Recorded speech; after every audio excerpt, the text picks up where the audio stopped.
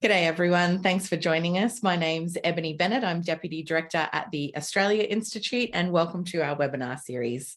I'd like to begin by acknowledging that Canberra is Ngunnawal and Ngambri country and pay my respects to elders past and present. Sovereignty was never ceded and this always was and always will be Aboriginal land.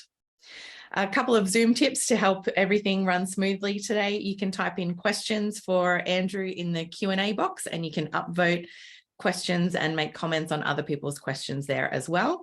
A reminder to please keep things civil and on topic in the chat or we'll boot you out. And lastly, a reminder that this discussion is being recorded and you'll be able to find a copy of that up on our YouTube channel at australiainstitute.tv later today. And we'll also try and turn the audio into a podcast on our Follow the Money podcast. I'm delighted to introduce our guest today. Andrew Quilty is the recipient of 9 Walkley Awards, including the Gold Walkley for his work in Afghanistan, where he's been based since 2013. August in Kabul, which you can see behind me here, is his first book. It's the story of how America's longest war came to an abrupt and humiliating end after 20 long years. As on the 15th of August, the Taliban entered Kabul. August in Kabul is the first-hand account of those dramatic final days, told through the eyes of Afghans whose lives were turned upside down.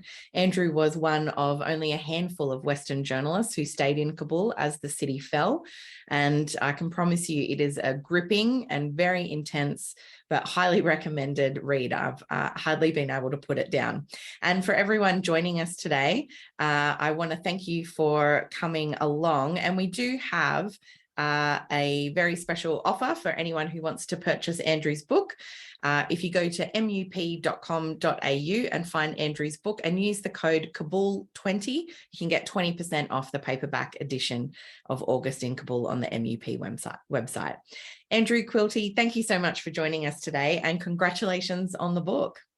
Thanks for having me, Ebony. I wanted to start at the beginning of the book in the prologue where you kind of write about being on a plane back to Kabul on the 14th of August, kind of the day before the Taliban entered Kabul. It must have been very hard to pick a place to start with this book. Why did you start there? And tell us about that decision to fly back into Kabul on that day.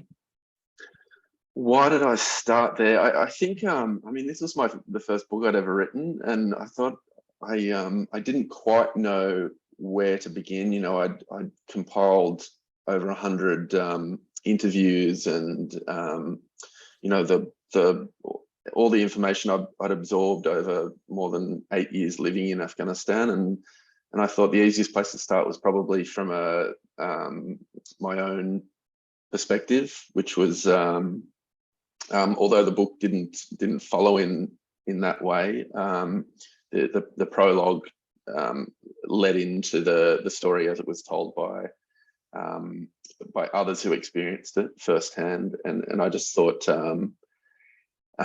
leading into it from as I experienced the days leading up to the return of the Taliban would probably be the easiest way to you know, literally get some words on the page. So and those days that I write about, I mean, yeah, why did I decide to go back in?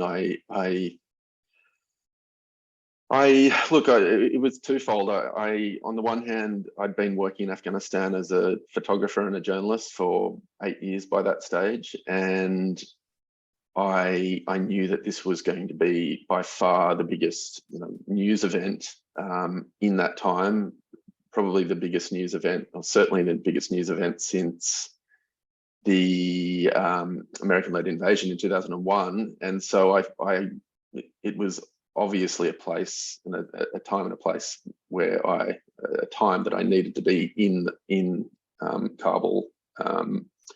But that said, I think the even greater was the fact that I had become part of the community there, and I had a lot of friends and colleagues. I had a couple of staff that worked at my house. I had housemates. I had a dog, and I just felt that I needed to be with them at that time, even though I wouldn't be able to do a whole lot to help any or or many of them. I just felt as though I needed to be with them, and that not being with them would have been akin to, I guess, the same sort of abandonment that they were feeling on a much greater level. Yeah. And I mean, what was that like flying in, as I'm sure other people were starting to fly out? It was obviously the day before, kind of so much urgency was applied to the situation, and things got very dire. But, obviously there'd been a lot of clashes in the lead up to that day. It was, you talked about kind of being on a plane that was kind of mostly empty heading back in. That must be quite something, kind of heading back into that situation, kind of knowing what's going to be waiting when you get there. Yeah, it was pretty eerie. Although, I mean, it took me a couple of days to really come to terms with, or to make that final decision. I guess, although the factors that I described that contributed to my ultimately going back, there was a lot of, I was afraid, I would say. We didn't really know how it was going to go down, or how long before it would, and there was still a very good chance that it was going to turn out into an all-out battle for the city, and that it would return to something similar to the civil war of the 1990s, where you had, in this case it would have been the Taliban on the edge of Kabul, shelling from the outside, and until the government forces ultimately collapsed. As it turned out, the transition couldn't have happened much more peacefully than it did, or with much less bloodshed than it did, at least in the final days. There'd obviously been a huge amount of fighting and loss in the months, not to mention the years prior. But in the final day, it was, it was mercifully bloodless. It was. It was strange being on that plane. It wasn't the first time I'd been on a plane, flying into a besieged city while everyone else was trying to get out. But I'd done that a couple of times in other cities in Afghanistan. But I think flying back into Kabul, firstly, the fact that it's a city of 5 to 6 million people. It was also my home city, and my home, and so it had a lot more. Whereas in the past, when I'd flown into besieged cities, I was nervous and excited, and on a more because of the what I was going in as. I was going in as an observer, a journalist. In this case, I was yes going in as a journalist, but I was also going in as a resident who was looking at coming home. So it felt very different, and my feelings for that reason were also very, very different. Yeah. For the book, essentially, you've talked about that you spoke to kind of hundreds of people for the. You've picked out a couple of key people and follow their kind of first person accounts of what happened. But before we kind of dive into those, I do wonder if you could take me through your experience of that day, the 15th, when the Taliban entered Kabul, and what that kind of felt like. And did the city, was everyone kind of well aware? Were people caught unaware by how fast it all happened? What was that like on the day for you personally? Yeah, when we woke up on August 15, I don't think it wasn't certain at that point that it was going to, what happened was going to happen. The night before, it was pretty clear that the Taliban were, they were making their final approach to the outskirts of Kabul, and it looked as though they were going to be at the city gates within probably a day or two. But it wasn't even certain that morning. I had the night before, I'd been frantically, although I'd just flown in probably 6 hours earlier, I was frantically trying to book tickets out of the country, just so I had them in my back pocket if I needed them.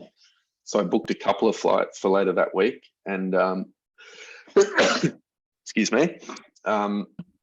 And yeah, as I say, just so I had them. I didn't know whether I would need to use them or whether the airport would even be open, whether the planes would be flying or not. But it was, something to give me and my housemate who did the same, some sense of an out, I guess. So the following morning, August 15, to board those flights, we're in the middle of COVID, right? So we had to go and get PCR tests. So this is at about 11 a.m. on August 15, and me and one of my housemates went to this local health clinic, had our tests, walked outside, and we heard some faint gunfire off in the distance. And then all of a sudden we saw people rushing towards us down the street. We were walking along the side of the street, and everyone was rushing back in the opposite direction, and cars were turning around in the middle of the road and heading in the opposite direction. And people were saying, "The Taliban are here, the Taliban are here." And we sort of quickened our pace to get back home. And as it turned out, it wasn't the Taliban at all. The gunfire was from security guards out the front of banks in Kabul who were trying to control crowds that were lining up to withdraw their savings. And so, yeah, from that point on, that was the first domino to fall, and the Taliban were not even in the city. I mean, there had been reports of some small cells popping up here and there. That they had probably been existing cells that were, coming out from behind their cover. But there was certainly no. They didn't have any significant presence in the city. There was still the security forces were still at their posts and patrolling the city. But it was from that point that those security forces, I mean, they just got spooked. And I think this moment had been building up for so many months, and they'd been hearing the stories of checkpoints getting overrun out in the provinces, and soldiers being offered amnesty and surrendering to the Taliban. And I think this moment just broke any resolve that was left. And one after the other, policemen and soldiers started peeling off their uniforms. A lot of them had arrived to work that morning with civilian clothes under their military uniforms, their police uniforms, and so they could just strip them off, to toss them aside, and blend into the community to a point anyway. And so my housemate, who was an American photographer, and we kind of nervously jumped on the back of my motorcycle, and we just went for a ride. We dressed in local clothes and slung our cameras over our shoulders, and we drove around to see what we could see. We first of all, we headed for as close as we could get to the US embassy, which is obviously behind a lot of security, and so we couldn't get to the embassy itself, but we could get to a point a couple of hundred meters from it, which was in between it and the airport. And the first thing we noticed was the helicopters that were doing constant back and forth between the embassy and the airport. There was also some smoke rising from within the grounds of the embassy, and I believe that was an incinerator that was working overtime at that point, burning documents and hardware and all sorts of things. And and the day just kind of unraveled from that point on. My housemate and I were feeling a hostility that we'd never felt in Kabul before. People were looking at us in a much more hostile way, and they were sort of looking at us and the helicopters, and then yelling abuse at us, and basically lumping us in with what they considered the abandoning foreigners. And so it got to a point where we got threatened with a knife, and in the end we sort of jumped on the bike again, hightailed it out of there. We picked up a bunch of like fruit and vegetables on the way home, thinking that, not knowing how the days to come were going to pan out, and we thought we might not be able to leave the house for a few days. And this goes to show how ill prepared even we were, who'd been watching it. I mean, that's all we'd been doing for the previous weeks and months, and yeah, we hadn't even sort of stocked up on food. Such was the pace and the shock that came when it happened. And I remember at one point, we thought, I'll pick up a watermelon. It'll last for ages, and it'll be, good. It was it's the middle of summer. It was hot, and Victor, my housemate, had the watermelon on his lap, sitting behind me and holding a bag of fruit and vegetables, and the traffic by this point was not moving anywhere. Like, all the roads were blocked. Cars and bikes were up on the footpath and things. We to get around a convoy of UN and armoured UN vehicles that were leaving a compound on the same street as us. All the occupants of the vehicles were in their fully kitted out in their Kevlar helmets and body armour, and had suitcases on their laps, and they were all looking pretty nervous. And to get around them, I jumped up on the gutter, and when the back tyre went up, Victor lost hold of the watermelon, and it went flying. And it was like one of those moments in the movie. It was like, leave it, we've got to go. So this watermelon went bouncing down the street, and we hightailed it for home, and basically just kind of took shelter there to try and reassess what was going on. We jumped on Twitter, as you do these days, to get a sense of what's happening where, and we just kind of hunkered down for a little while, trying to work out what to do. We thought so that the UN convoy that had passed us made us realise that the UN on our street had abandoned their compound, and we thought, well, soon to follow will be their security guards, which who block the entrance to our street that we just also happened to be on. And we thought, once the security guards go, our street's going to be it's going to be a free for all. People are going to come in and loot the UN compound, and we're sort of across the road down the street a little bit. We thought, we're going to be in trouble here. So we started calling around friends, asking whether they had room for us to come and just sort of hunker down. Houses that were not necessarily any more secure, but that they weren't as maybe vulnerable. They were on quieter streets where people would be less likely to go, looking for looting potential. So we did that for a couple of hours, and I was also making phone calls to veterinarians to get the drugs to euthanize my dog in the event that we needed to do that. He was a very loyal. He is a very loyal dog, but he's quite aggressive towards people he didn't know, and there was no way we were going to be able to take him with us anywhere, even to another house, let alone if we evacuated.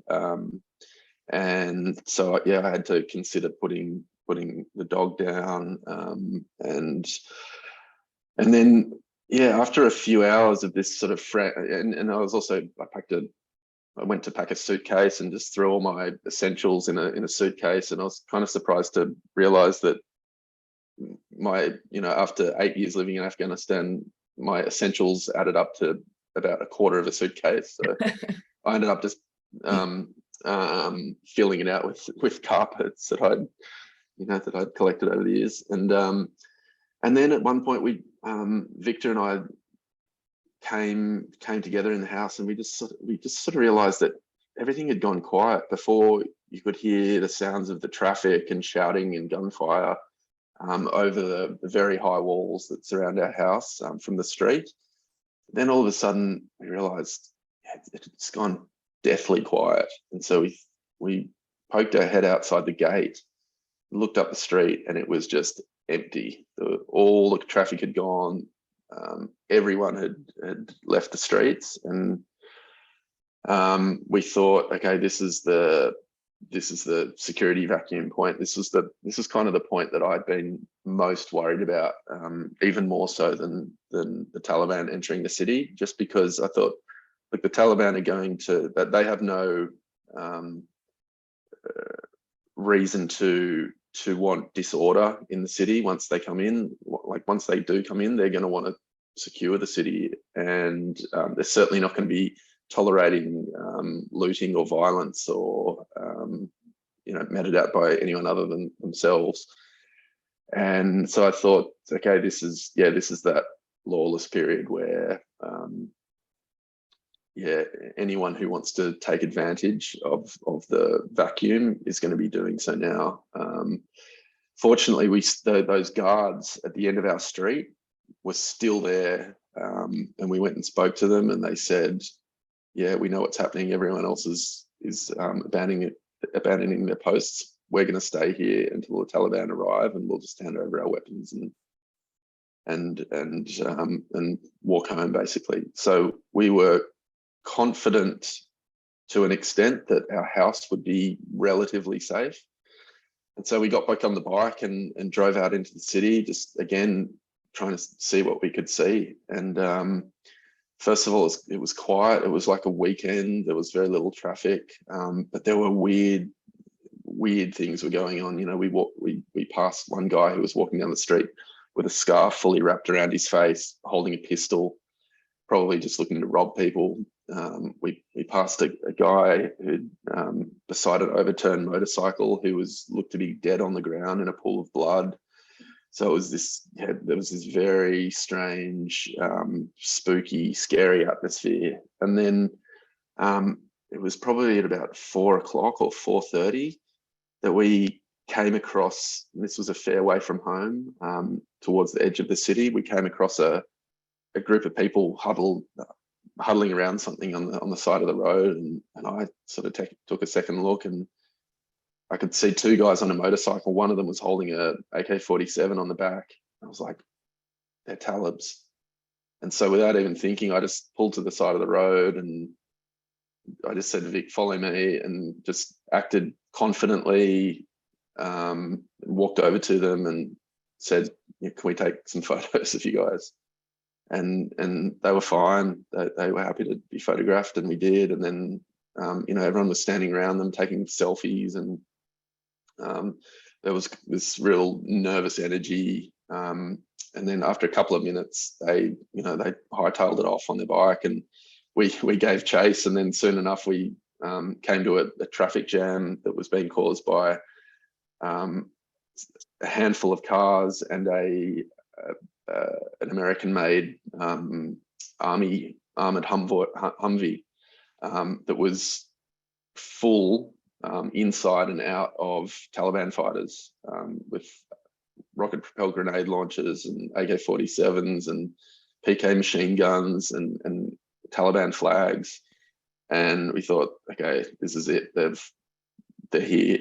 And again, people were lining the streets, kind of cheering, pretty nervous. I think they're probably doing this in a performative way to try and, make out as if, they had some affinity with the Taliban, whether they did or not, as a sort of survival tactic. And we hung around this convoy as it was edging its way through the crowd for about 10 minutes, pretty nervously. It was a big crowd and we were foreigners, and we thought, this could really turn ugly easily. But the convoy was edging along constantly enough that we probably didn't give anyone enough time to think about, like, okay, this is weird, there are some foreigners here, shouldn't we be like setting up on them or something? And then yeah, eventually they got out of the traffic and sped off, and Victor and I just sort of wound our way through some back streets to get back to the motorcycle and headed for home again. It was getting dark by this stage, and we thought it's still pretty dicey. There certainly weren't a lot of Taliban on the streets at that point. They were the only ones we'd seen, and the Taliban actually hadn't given orders for their fighters to come into the city. It wasn't until early that night that we found out later the American commander at the time was in contact with the Taliban leadership in Doha, and they were arguing over who should take control of Kabul at this point to secure it. And in the end, the American general said, our orders are to secure the airport for our evacuation. If you want to take charge of security of Kabul, over to you. And at that point, the Taliban leadership ordered their forces who were surrounding Kabul to enter, and they made their way towards the palace, and others sort of filtered out throughout the city and took up posts throughout the city, and that was kind of that. Yeah. I want to come now to the some of the stories that you explore from the book.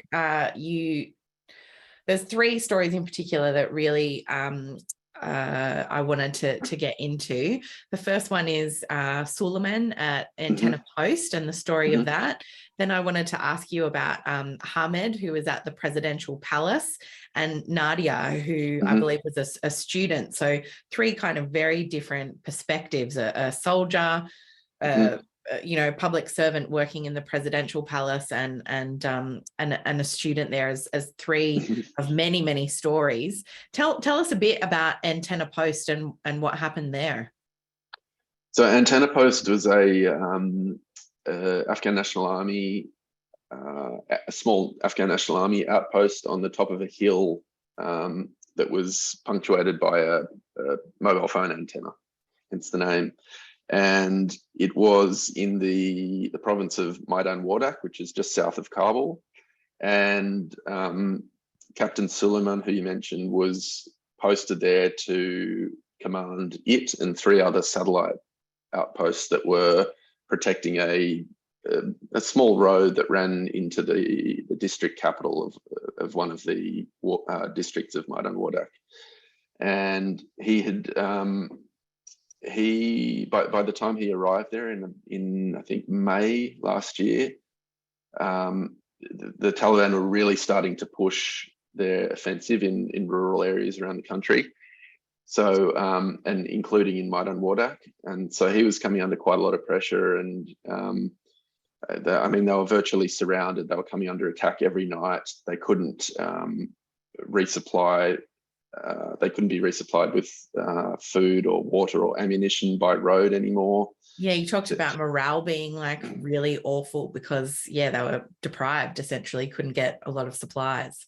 Yeah, and they were at the top of this very isolated hill, and the only way for supplies to get in was by helicopter at night time, because the Taliban were literally surrounding the bottom of this hill and would fire on any helicopter they could see coming to bring supplies. And they got some supplies were dumped off target a couple of weeks after Suleiman arrived at the outpost and was begging for these supplies to be flown in, which kept them afloat and alive for a couple more weeks. But their ammunition was being depleted, and the attacks were getting more and more brazen. Taliban fighters, some of whom I spoke to, who had been part of the offensive against this outpost, said they would get as close as to the outside of the fortifications of this base. They'd be able to get up the side of the hill at night time and to lob grenades and even steal some of the floodlights that the Afghan National Army would place around the perimeter of the outpost to blunt the efficacy of their of Taliban night vision capacity. And yeah, the morale was just, you know, dropping and dropping. They had wounded soldiers who couldn't be evacuated. They were running low on food and water. In the end, they were having to drink. After they drank the water from the radiators of their vehicles, they started to drink their own urine. And all the while, the Taliban were, they were, through intermediaries, they were offering amnesty if any of these soldiers surrendered. And so there was one surrender. One of these soldiers ran down the hill into the waiting arms of the Taliban, and there was a big propaganda victory for the Taliban. The Taliban then took his phone, and so they had all the phone numbers of the other people in the checkpoint, and they started, you know, calling them and sending them voice notes and offering them amnesty and money if they bought weapons and things. And so the morale was just plummeting. And maybe I'll leave it there so I don't ruin the surprise of the book of what happened from that point. It was very just palpable, the sense of kind of, I guess, despair that was there, and help not coming after being requested. Yeah. It was quite a contrast. I felt like, quite a contrast to the story of the presidential palace and the civil servant that you talked to there, who was kind of quite close. Yeah, he seemed very close to what was happening, and still there was that lack of information, not knowing what was going to happen. Everyone just seemed to be operating in kind of a vacuum of information, even someone who was working in the palace. Can you tell us a little bit more about him? Yeah, he'd worked in the media department of the palace for several years, and he told me how it was like he was living in two different worlds. In the palace, where he was constantly told, you know, everything's fine, the army has everything under control, and we're going to, you know, recoup and mount a defense of Kabul, and everything will be fine. The morale is good. Our security forces are aligned and strong. We have the support of the Americans. And then he'd go home at night, and everyone would be, you know, afraid of what was being said, and watching the news and seeing the Taliban, you know, taking over province after province. And he didn't really know who to believe, even though he worked very closely with the president even. But yeah, it was there was a lot of delusion within the palace, I think, and a misguided sense of the loyalty of the security forces. And so on August 15, he turned up to work as usual. He was used to arriving at work on days where there was tension in the city. There might have been violent attacks or bombings that morning. Roads would be closed, but he knew he had to be at work as a press secretary. And so it wasn't that unusual for him. But he, you know, when he arrived at work, he noticed that, as I had, you know, people were sort of flocking in the opposite direction to that which they should have been going for that time of day. And the day, you know, as it did for me and everyone else, the day just sort of slowly or quickly unraveled. He also heard that gunfire that I alluded to earlier, and then kind of watched from within the palace as everything started to crumble, and the ministers of Interior and Defence started losing a grip on their forces, and the Presidential Protection Service, the Secret Service of the Afghan government, were kind of in disarray, and the National Security Advisor was sort of running from meeting to meeting, trying to work out what was going on with his American counterparts, and organising evacuation flights with spies from the United Arab Emirates. And it was very chaotic. And yeah, as you said, he had a very privileged perspective from within the palace as the republic was crumbling from its centre. Yeah, and you talked about in the book, he was kind of watching this happen during the day and assessing what to do and if he needed to get out, but he was also quite conscious of the security of his staff. And I was really struck by the stories that you told of him getting rid of documents that might identify people and things like that. How widespread was that in the palace, and how important was that in the end? Ultimately, did the Taliban end up targeting people like him, and was he correct to be worried about those types of security concerns? Yeah, no one really knew that the Taliban had been very careful and strategic with their rhetoric over the months prior. As I said, they'd been offering amnesty to members of the security forces. So there was some reason to hope, at least, that civil servants like Ahmed Safi, that they would be okay. Certainly if the security forces were going to be handled with leniency, I think there was reason to believe that public servants would be. But then again, no one that I spoke to really trusted the Taliban's word on the amnesties, and no one wanted to take the risk. So Ahmed Safi and certainly a lot of other government staff and obviously members of the security forces were destroying documents and went into their offices that morning to do so. And yeah, as you said, because a lot of the other palace staff had been told to stay home that morning, Ahmed Safi took it upon himself to destroy documents on their behalf. He had been in charge of organising presidential visits overseas and things, so he had lots of documents, of identification documents and passport photos and passport applications, visa applications and things, and so he took all those and burnt them and destroyed, deleted files from computers and things. In the end, I mean, the Taliban, I don't think there's been as big a sweep of retribution as some people expected, but it certainly has been going on. And I'm aware of some people who have been, who were initially granted amnesty and who have later been picked up and arrested. And I know of at least one member of the security forces who is being tortured.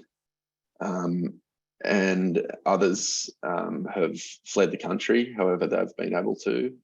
And then others again, bureaucrats and public servants have been called on to go back to work with the Taliban to teach them how to run a government, to work as their secretaries and their IT support, and how do all these systems work? How does the passport printing machine work? All these things that the Taliban have never had experience in, and they need a lot of these people.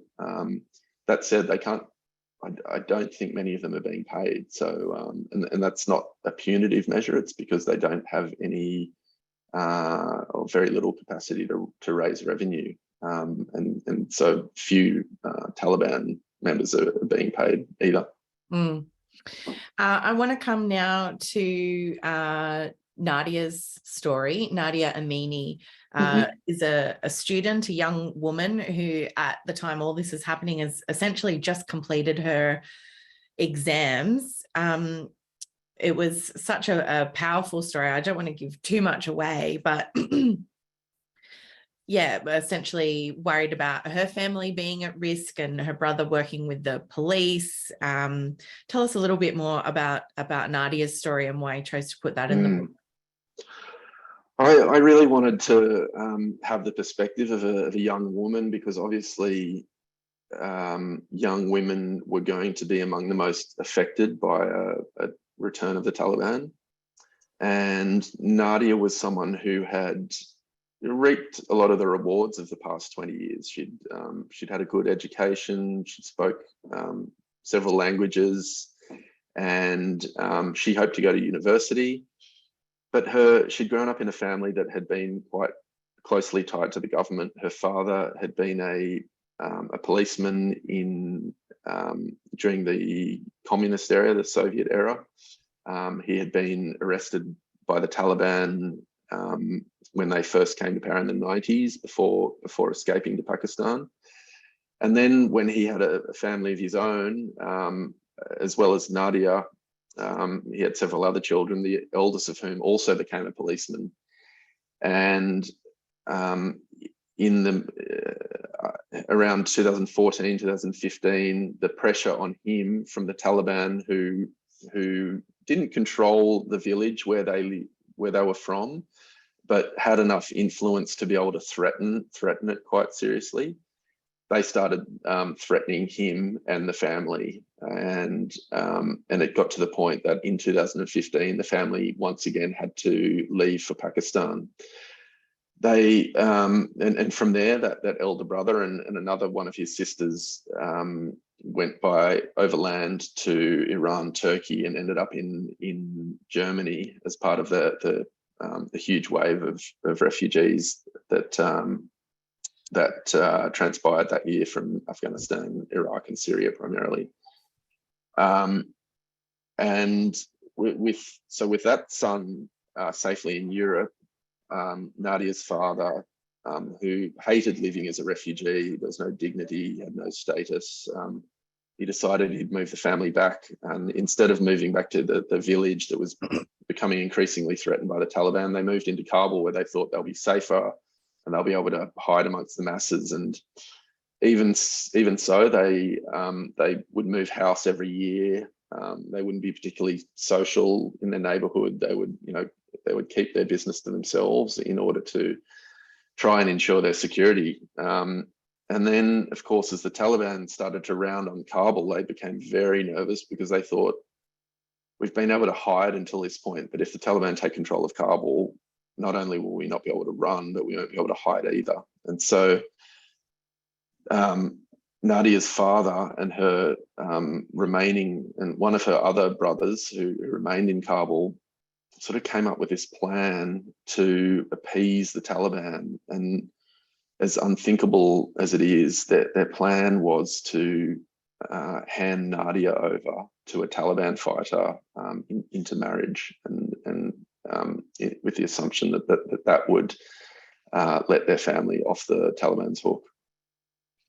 It's something very hard to contemplate for, someone sitting here in Australia. But looking at that family's plight and the risks that they were under and what they were dealing with as a refugee family as well, it's just unthinkable for any family to have to face. But Nadia too seemed, listen to another interview that you did with Philip Adams, where you talked about she was very forgiving of her family and quite understanding in the end of how that all transpired. It's quite amazing. Yeah, she could see it from her father's perspective. She knew he was under extraordinary pressure, and extraordinarily was able to forgive him for the choices he'd made, even though it was potentially going to ruin or end her life. She made it quite clear that she started carrying a razor blade around in her handbag, because she said, if my life is going to be ended by being married to a Taliban fighter, I'd prefer to end it myself. And so, yeah, I mean, given that, and she was fully aware of what marriage to a Taliban fighter meant, and the fact that she was able to forgive her father for that decision is quite extraordinary. Yeah. Obviously all of these stories, and there's millions of them, are very traumatic in different ways. I wanted to ask you, as a photojournalist or as an author in this case, talking to all these people and being with them at some of the worst times in their life, that must be very confronting for you to deal with. How do you deal with that tension, and what's your reflections kind of now that we're almost a year on from all those events? Yeah, it was, I mean, I'd obviously witnessed a lot of people going through a lot of pain and suffering over the years in Afghanistan, but when that started happening in Kabul and happening to people that I knew, friends and colleagues, it took on a whole new level of significance, and has been a lot harder to come to terms with, I think. Previously, the war had, it had mostly been fought outside of Kabul, although there were obviously a lot of isolated and sometimes quite common incidents of extreme violence in Kabul. It never really felt to me like a city that was at war. And I don't think it really felt like that for most people, although, there was always fear being out on the streets that you could get caught up in a bombing or something. It wasn't like you were crossing front lines on a daily basis or anything like that. And so, yeah, seeing it in my home city, occurring to people that I was close to, it was that made it a lot more confronting than anything I'd seen before. Even if it was just it wasn't necessarily violence that was happening to these people, but it was their life being taken away from them, and the rug being pulled out, and the having to give up their lives, give up their jobs, say goodbye to their families, pull the door of their home close behind them, leave everything in it, just in the hope for many of these people that they could get inside the airport and then get on a plane abroad. Many of them, of course, weren't able to do that, and many ended up taking the much more dangerous route and have fled across into Iran, Turkey, and beyond, and are living in extremely precarious circumstances. In this this kind of purgatory where they have no sense of security or safety or home, and they're just basically surviving at this point. Yeah, I've got a question here from the audience from Timothy McNaught that I think speaks to that a little bit. He asks, do you identify with the anger and frustration of some of our veterans who've tried in vain, in some cases for years, to get visas for their interpreters and field assistants and things like that? What are your reflections on that and the obligations that we still have as one of the countries that helped invade Afghanistan? Yeah, of course. I mean, look, the Australian embassy was the first embassy by a matter of several months to pull out of Afghanistan. They pulled out without warning in, I think it was April 2021. And before any other embassy had really seriously contemplated it. So that gives you a sense that they, of the fear that they had of the likelihood of a Taliban return. And so if they were that fearful, and if they thought that leaving was as necessary as that, then surely they had some kind of inkling that, that if they had enough inkling that they needed to leave, then why not those who they also had responsibility for? And why did it come down to this 11th hour scramble to the gates of the airport, for which was not wasn't even possible for a number of people who were. I mean, I think there was something like 1,800 people were issued emergency humanitarian visas for Australia, who at least a couple of months ago still remained in Afghanistan, and I'm aware of several of them myself. And it's look, the Taliban advance did. I mean, I was surprised by the speed of it. So I can't, and as was everyone. So there was, I suppose, I suppose everyone thought that they might have had more time than they did in the end. But if as you say, people had been advocating on behalf of interpreters for years, and I know that the same to be true certainly with the in the US and other countries. Why did it have to be pushed up against that final closing gate to the extent that it was I guess obviously someone needs to be held to account for that. Yeah. There's a couple of other questions along similar lines about, does Australia have a special responsibility to help those and increase our refugee intake from Afghanistan as well? We are a year on from all these events now. I mean, has the situation improved at all, or is there any sense that this will be resolved in a meaningful way, or is it just, it was poorly handled and continues to be so? Look, I think, the process has turned into just a slow, grinding, bureaucratic one at this point. And look, I received a letter, a response to a letter I wrote to the Minister for Immigration myself recently. Look, they are working through them, but there's, the labyrinth of Australian immigration bureaucracy is just incredible. When I started having to look at these forms, filling them out on behalf of Afghan friends, I was just at a loss. How an Afghan in Kabul, let alone in some other province, maybe with limited English or access to internet, would navigate this process, I just have no idea. And so look, I've got one friend who's basically going from city to city to try and stay out of the Taliban's crosshairs, all while this process is just working along at a snail's pace. And I don't know whether it can be hurried along. It's certainly not resolved. As I said, it's just slow at this point. And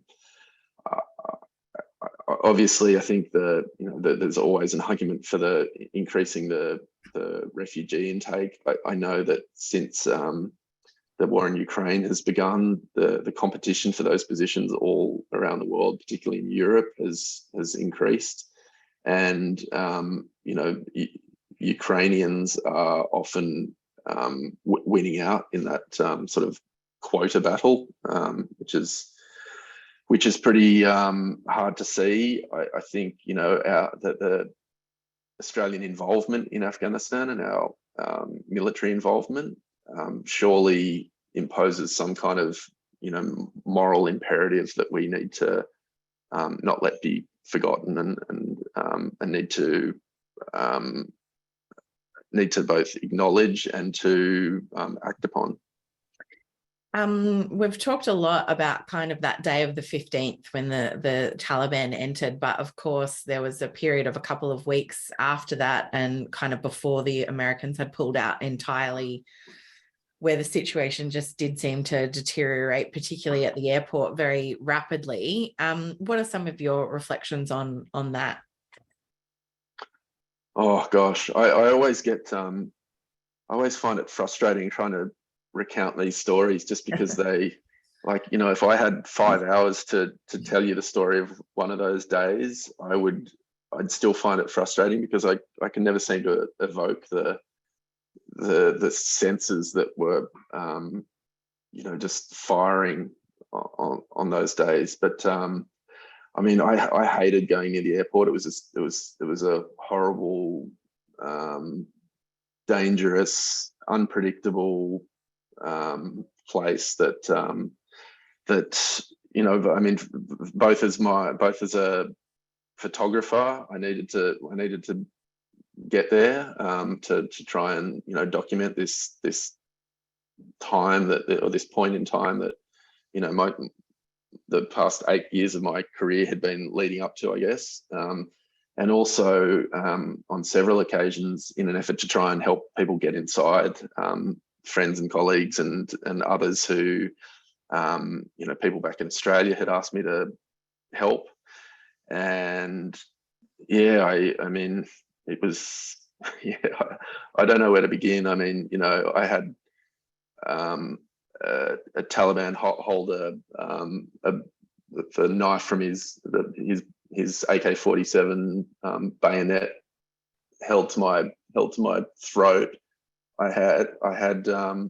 I got bundled up by a crowd in outside a gate that was being controlled by a CIA-led militia that I'd done a lot of reporting on in the past, very critical reporting, and then got handed over to this militia.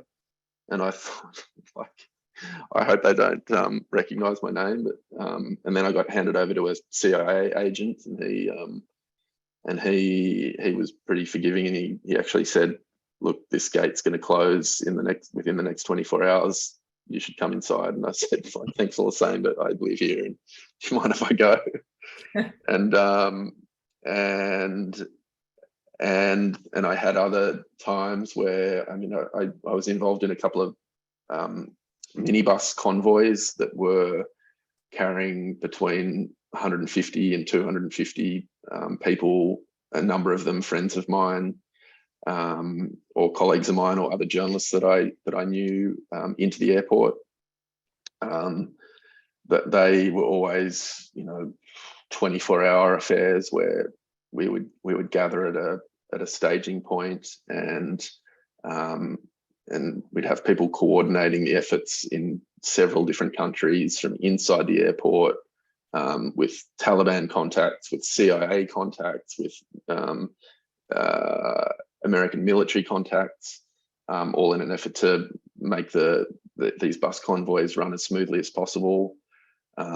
One of them we managed to get inside the airport, and so me and a couple of colleagues, including that photographer friend I mentioned, Victor, and I ended up inside the airport, and then driving back out on these empty buses, and then trying the same thing again the next night or a couple of nights later, and failing on that occasion, being basically spending the entire night until midday the next day, going from checkpoint to checkpoint around the airport, being barred entry, and then another one where I was trying to help a guy who had an Australian visa to get in on foot.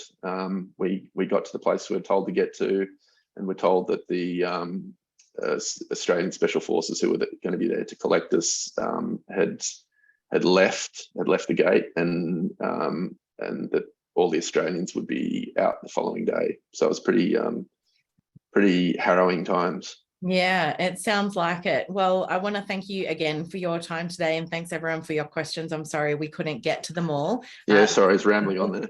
No, that's all right. It was, fascinating. It's a gripping read. It's August in Kabul. It's available now in all good bookshops. And don't forget our special offer today. You can find that in the chat. Use the code Kabul20 to receive 20% off the paperback edition at the MUP website. That's mup.com.au. And thank you so much for sharing all that with us today, and for writing such an unput-downable book. Be careful about when you pick this up and start reading it, everyone, because it's very hard to put it down, but such an important story to tell, and one obviously that Australia has such responsibility for as well. So thank you for documenting it and sharing it with us, and thanks for your time today. Thanks for having me, Ebony. Thanks for everyone who joined. Thanks, everyone. We'll see you soon. Don't forget to head on over to australiainstitute.org.au for our future webinars. Next week is our regular pole position webinar, and coming up, we'll be talking to Green Senator Sarah Hanson-Young about the need for a climate trigger in our national climate legislation. Heaps of stuff coming up. Stay safe out there, and we'll talk to you soon. Thanks very much, everyone. Bye-bye.